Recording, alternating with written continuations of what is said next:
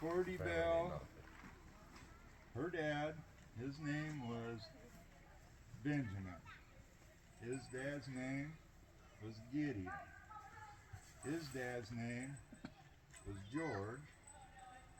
His dad's name was Hans George. And my story is about his dad, and his name was Johann Wendell George Trout. He went by Wendell. Okay? And so he's my 6th great grandpa. So probably 5th, like that. So anyway, he was German. This guy was German. He's a really cool guy. I would really like to have met this guy. He was German. He was born in a town called, and I don't even know how you pronounce it. It's like Kleinfischingen, and it's in the Rhineland River Valley in Germany. Okay, you can pass that around. This is the town. This is the town he's from. That's what it looks like today. So that's where our roots go to. Is that little town right there? That word means small fish, and this is their coat of arms. Oh my God. We're all small fish people. That explains the height. Yeah, we're all small fish. We can tattoo that. All right, everybody's getting a small fish tattoo. Doesn't explain my height. So I thought that was pretty cool when I found You were that caught out. in the ocean at the river. Sure, I'll Yeah, take one. I'm just like the It'll random be the only 6 foot tattoo I'd four. ever have. I do too. That's not very cool. Okay, so I'll see you tomorrow. So anyway, this guy was born in We'll be here. 1989 in that town right there. All the records for his children and everything are still, there's a little area circled there. That church still has all our records for our family right there at that church for him and his kids. So, you know, it's verified. It's Germany? Looks like a Germany. It's in the Rhineland Valley where the Rhine River runs. Right in the middle of the Rhineland River Valley. So anyway, he was born in 1689. In 1722, he married his first wife, and her name was Maria Apolliana Steinland. And they got married. He was 32 years old. She was 30 years old. They got married. And her last name Steinland, actually, the Lynn on the end of that, represented a unmarried maiden. So that kind of got added on there. And so her real last name probably was Stein on there. And they were farmers. Him and her had 8 kids total. And in 1638, their 8th kid was being born. It was a girl. They had 4 boys, 4 girls. And then when the girl was born, 4 days later, his wife died. I like it. After giving birth to it. So during this time zone, Germany and France was kind of going through this war, and our family were Lutherans. These guys, they were all Lutherans. The French were trying to push in Catholic on it. So the whole country was like war-torn stuff. So Cool. and this, you got to remember, this is before the United States was even a United States. It was the British colonies, the 13 British colonies at that time. And people had been talking about over there. You know, this is our first relative on the Trout side to come to the United States. Say that. And people had talked about it. He actually had a cousin that came over to America 5 years before him. So they were probably getting letters back and forth, you know, and hearing about what was going on over here and stuff.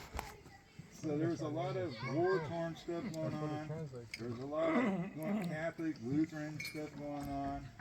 But I think when his wife died, that was the catalyst, in my point of view, that he wanted to leave. And so he wanted to leave the country. And that was not an easy task because he was single. He had 8 kids. The oldest one was 13, and the youngest out of the 8 was the newborn. So he had 8 kids, a single guy. Him and a bunch of his friends got together and they decided to come over to America. Well, in order for him to do that, he had to give up his allegiance to his prince there in Germany so that they'd let him go. And that cost money because he had 2 things that his prince wanted there in Germany: his body to fight the war, or money from him to fight the war. So he had to sell his property and pay roughly 10 to 20% of whatever he got out of his property in order to leave the country. And so he did that. He got rid of his place and stuff, and he booked passage on the Rhine River to head towards the New World. Him and about a dozen of his friends and some family and his 8 kids. So he probably had to have some help with women helping him with the kids, I'm sure, and stuff. So they booked passage up the Rhine River. They had to go 300 miles up the Rhine River on passage through 22 toll booths at different cities that had big delays and charged them every time they had to go through one of these toll booths. But they did it, and it took about a month for that to happen. And he ends up in Rotterdam up there. I mean, he finally made it, and it took a while to get up there. So, and you know, he gave up his allegiance. So this whole time this is going on, he's a man without a country. He has no country no more. He gave up his allegiance. He has no country. And he ends up in Rotterdam, and they book passage on this ship that was owned by the British company called Hope Shipping Company. And it's called the Winter Gallery is the name of the ship, and the captain's name was Edward Painter. This is a picture of a painting somebody did of that ship that he went on. So look at that, pass that around. So he books passage in Rotterdam, him and all his friends. And by then, when they booked passage, with all the other Germans that were migrating, they ended up, there's 292 of these guys on that ship, all Germans that came in, and including his group. So there was 292 on that ship. The ship log is still available online. You can actually see his name on there and everything. So it's all verified on that ship. So he's a man without a country. He gets on that ship. Well, he can't just sail over to the colonies. It's the British colonies. The first thing these Germans had to do was go over to the Port of Deal in Kent, England, and get permission from the court of England to migrate over here. So they sail over, and they get permission, and they sail on over, and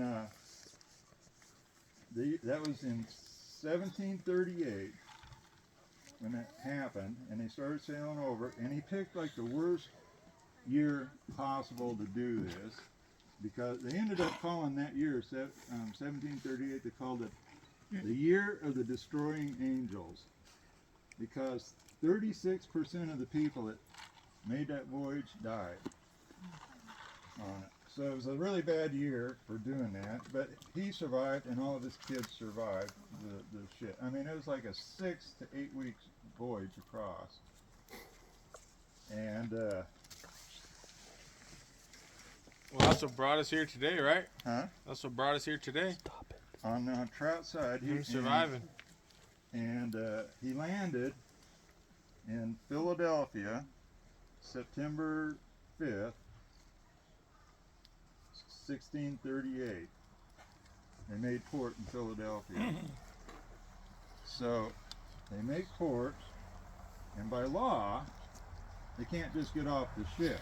So this is he's got another problem, you know, they get there, and these guys, you know, they were only allowed one trunk, too, on the ship, because it's so crowded, they were allowed one trunk of stuff, and they had to watch it day and night, because people would break in. That's where it was all their possessions, all their worldly money and everything was in those trunks.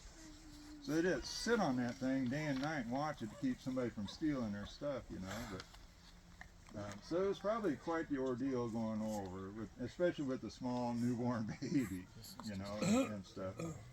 But they make port September 5th at 1638. That's when our family, Trout family, actually hit America. They make port, and by law, they can't just get off the ship.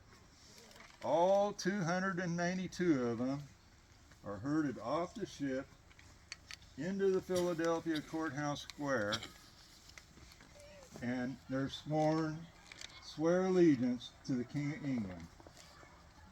All of them, because now they're in English colonies, and they have to swear allegiance to the King of England. And they do that. And now he's got a country again, you know, he's English. And these guys were all German. They didn't know how to talk English or anything. They all spoke German and stuff. But he immediately takes some money, and this is probably going to be a pretty short story, actually. I mean, I'm bopping through this thing faster than I thought I was going to. I don't know. You're doing it. I love it. I really am. I thought it was going to go longer than this. Oh my God, I'm already in America. I thought it was going to take like 6 to 8 weeks to get to this point. But he buys the stuff that he needs, you know, and it was probably because he didn't, you know, he had his trunk, so he probably needed like an axe and different things to survive there, you know, building a cabin or whatever. And all the land in those days was all king's grants. You know, they got a king's grant for land. And so he probably bought him a wagon or a cart of some sort to haul the stuff, maybe some cooking utensils, probably just a few of the bare necessities. And he heads almost immediately. I mean, he lands in September, okay? Almost immediately, he heads straight due west. And it's on, and the trail is called the Old Conestoga Wagon Trail. And he goes inland about 55 miles. It was about a 4 to 5 day run into inland, into Pennsylvania, right in, to a place called Strasburg. And at that time, Strasburg was a little tiny, had about half a dozen log cabins and a tavern there. It was a little tiny community. And I can't find any relative of why he ended up there. His cousin was in Lancaster County, in another town close by, but for some reason he ended up there. And I don't know why he chose there, but he goes in. He has a grant for 161 acres right on, like here's the trail.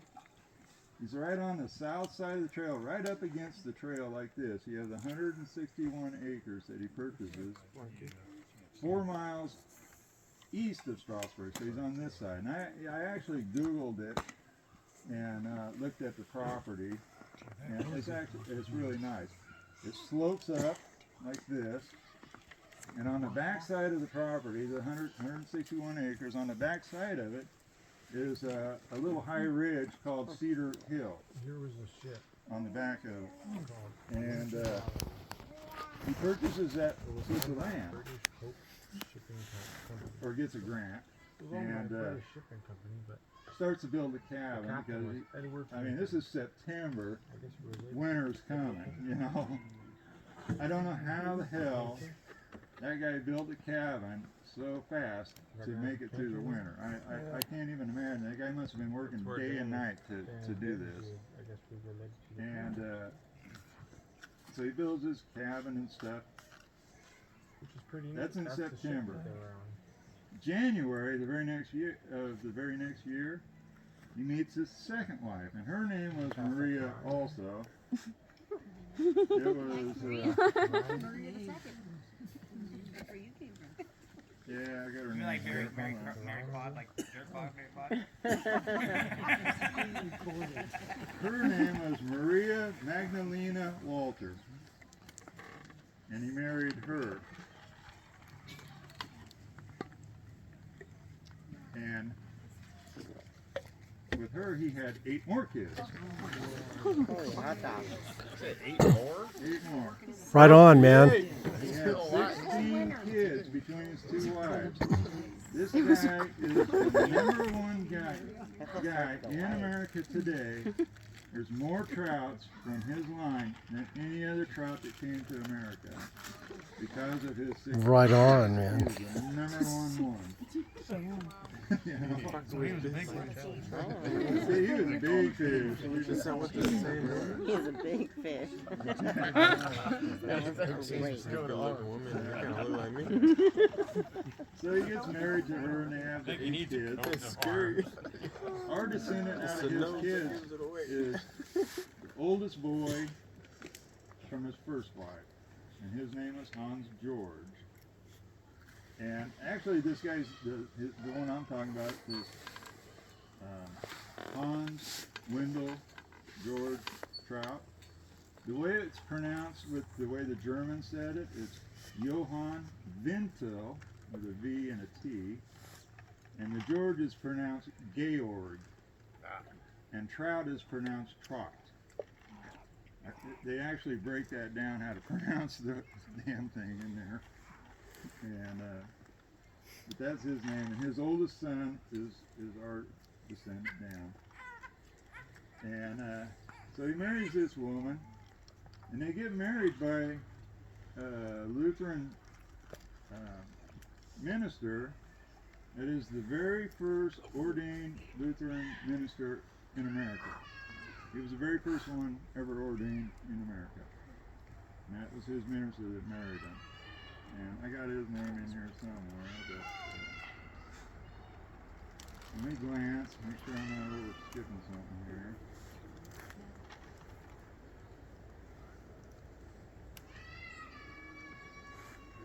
I guess we're part of the gays. I'm the trots. The gays and the trots. I took the gay part really seriously. But anyway, You gotta go fishing now. yeah. I already caught my fish. But it's a really cool story how he had all he had to do to go through all the tolls and the rivers and not having a country and all that shit, you know, just to get here. And then they build this cabin. And that 161 acres that he purchased in Strasbourg there, it had a natural spring on it. And so he named his farm Whiskey Spring. That's the name of the farm. His grandson, after he died, his grandson that inherited that farm patented that name. So we have a patent on that name, our family does. Probably still to today. So anything that says Whiskey Spring, we own. Whiskey Spring or Springs? Whiskey Spring, because it's one spring coming out, and he named it Whiskey Spring. And so he raised his kids there. Our descendant, George, and Nicholas, and another one of his sons, bought another 161 acres due south of him. And there was about 4 miles between them. And so the older boys bought another piece. Probably was getting kind of crowded over here, you know, I don't know. 16 kids, not bad. 16 kids, And you know. 160 acres. Yeah. So the guy must have been quite the stud, I don't know. He was the big fish. We passed it along. He was definitely the big fish. And been a dog fish. so he pretty much kind of lives out his life right there. And his youngest daughter was one of the first ones to pass away on the farm. And so they went up on Cedar Hill, that hill right behind his, at the back of his property, and they buried her up there. And when they did that, he got in an agreement with the neighbor that bordered his property. And so they made this agreement called Perpetually Forever, a cemetery there. They took 3/4 of an acre off his and 3/4 of an acre off this one. And it's forever the Trout burial ground. And here's a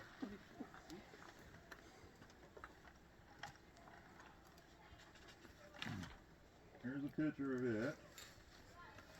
What it looks like today.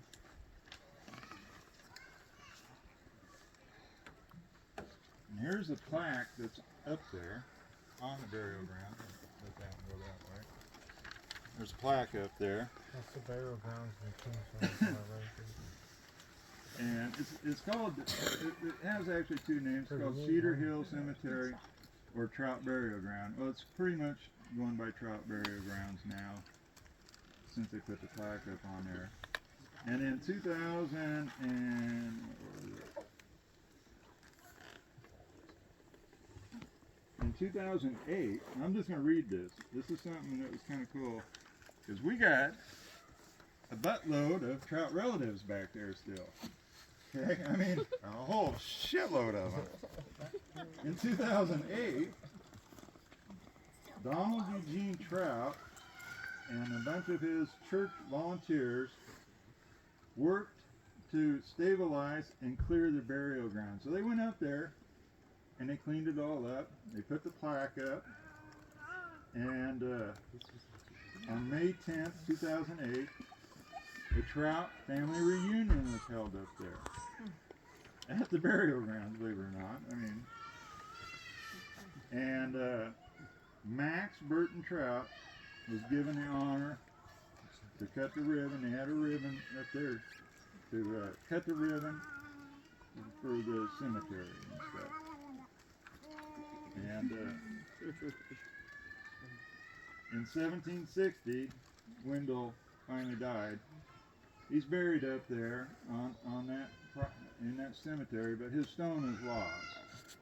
They can't find it. And his wife died the very next year, and she's buried up there too somewhere, and her stone is lost. You know, just to everything, you know. But the old guy really did a lot in our family. He's created such a huge Trout family that, look at us. Here we are. We don't even know those people back there and stuff. And there's just a jillion of them. And they took the farm that he had, and it's a nature reserve now. The property is. And so it kind of got turned into that. The three boys, and now I'm going to kind of tie this at the end here, so this is, I'm kind of close. But I don't want to go down the line here. I just wanted to let you guys know what I knew about this guy, okay? And I'm still researching. I'm still finding out stuff about this guy. The three boys moved.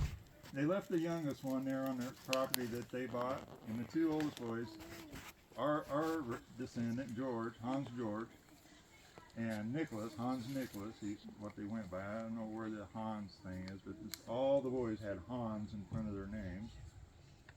So Hans George, Hans Nicholas moved due south, almost straight south, 200 miles, to the Shenandoah River Valley, and they bought land on the south fork of the Shenandoah River where Cub Creek comes down. Cub Run. It's called Cub Run. They bought land there. And within a month of them moving down there, Nicholas was roughhousing with one of the neighbor boys. These boys were older guys. They were probably in their 40s or so.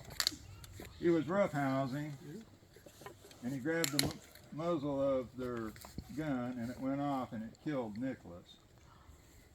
And instantly, he just died instantly. It just went off. So Nicholas died fairly early there. Hans ended up living there for quite a while. He fought in the French and Indian War. He got court-martialed because the British wanted him to keep fighting. And if you know a little bit about history, they were saying if they were militia. He was in the militia, and they would say, well, what if the Indians start attacking up and down the valley, and we're over here? Do we get a leave to go protect our people? And the British were saying, no, you're going to stay with us. They didn't do that. These guys all booked home, and every one of them got court-martialed for it. I don't think anything came out of it, but he got court-martialed and stuff. And so his story I'm working on right now, and it looks like it's going to be a pretty cool story too. But I'm trying to work my way down like that on it. Anyway, and that's kind of where I got. You know, it's, Yeah, yay! That was awesome. Thank you for doing that. so is that all right, you guys? Yeah. A little information. I mean, our family. That was cool. That was so cool. Can we get together That was later cool. on in the year so we don't have to wait another year for a story? Story time. Yeah. Research takes a long time. What do you want me to do? Let's do it that way. Maybe dress up next year. Like periodic, like period time. So dress up like the person that you're going to be talking about. Hey, I did actually look up Yeah, right. what Wendell probably looked like, how he dressed in 1738, and it was like scary looking. Like women, like women's clothing, or was it? It was like these men, you know, their dress clothes was they had like tights on and shit. Yeah. Weird, frilly shit, all kinds of weird stuff, you know. You want to know what he looks like? Go down to the museum in Goldendale, and they have some German descendant people there that wear what he's talking about. It shows them what they look like. Have big old big beards like us. Oh, yeah, now I gotta. There's one more thing. This is real important. There's a couple other people. Oh, he's left off the most important. Yeah, this is actually kind of important. Wendell, when I'm doing my research, I have an online app that I'm putting stuff on, but it's online, so there's other people on it, right? And so I had an idea. No one knows who his mom and dad is. They don't know who Wendell's is. And I'm researching, and I'm getting an idea of who I think it is, you know, so I want to log it in so I don't forget it, right? And I'm real particular. I want 3 things to verify anything that I do. I want 3 different ways of verifying something. So if I say something, I want you to know it's been verified 3 different ways. That might, you know, fail somewhere, you know, but I think that's a pretty good fail-safe on it. But his dad, no one knows who it is. And I put on there who I thought it was. Okay, the Trouts are vicious. They are literally vicious. I got emails. Wham! My thing got hit with all these emails from Trouts. He's not related. There's no verification. His DNA is not matched ours. I mean, they were saying all kinds of shit, and I'm like, holy crap. All I wanted to do was just tag it on there so I could remember it. You know? And I got, like, literally, those Trouts back in Pennsylvania back there, they're ornery little shit.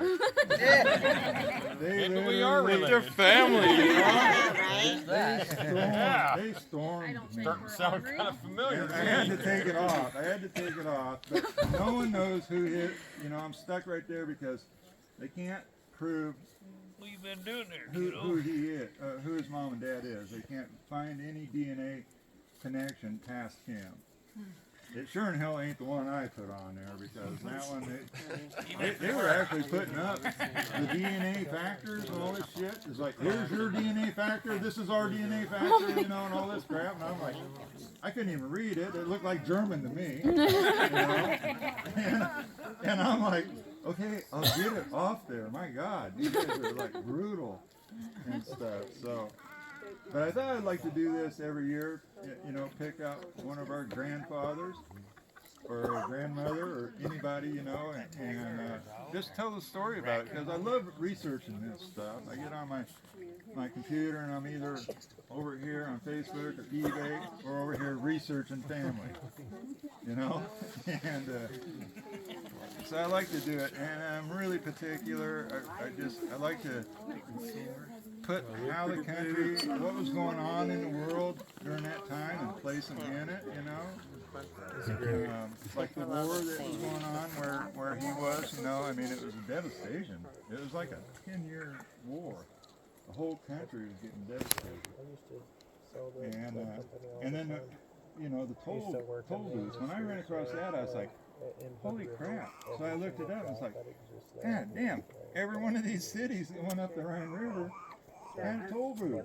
They were charging money for these guys to boogie up the river and stuff, and I was like, man, that had to have been hard, you know, sitting in it. And a few of those, they say, I mean, they would sit there for like a week waiting.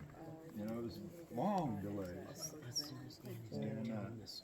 And then finding out the ship, you know, and actually seeing his name on the log. I brought up the log for that ship, and his name's in there.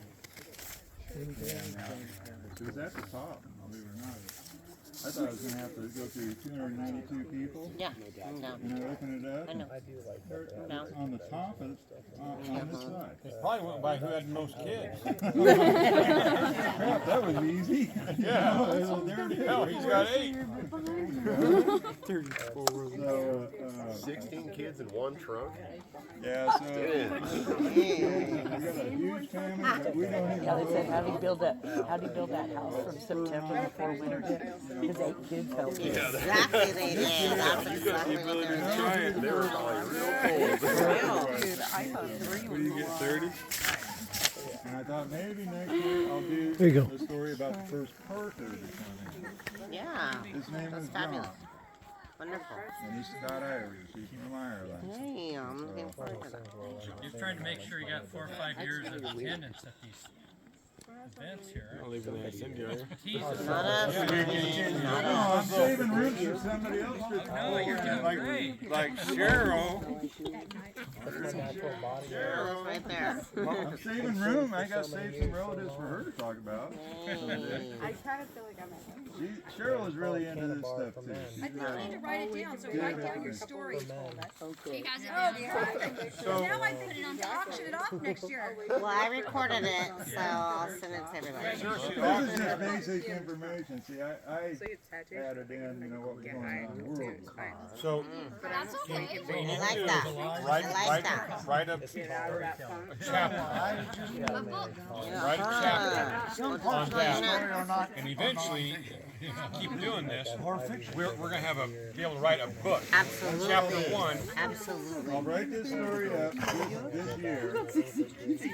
I'll research another family member Love it. to do this next year. I love it. And we'll sell off this year's the story. And put the money in. But if we keep doing this, we won't let those chapters do how you do it. We have a chapter 1. Yeah. And publish it. Have it actually published. And Well, I don't write that. You know what? I think you did just fine. don't worry about I that. think you did just fine, sir. Yeah, 30 minutes of it. I know I recorded some of it too there, mister. Family, thanks for Yay! listening. Thank you! Yes! Looking forward to next year. Yes.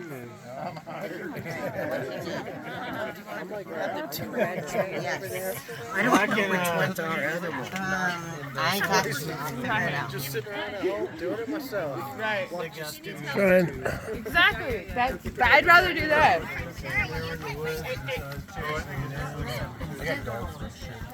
Stop. Story's over. Look at you driving your honey and shit. Dude, that's not mine. It's a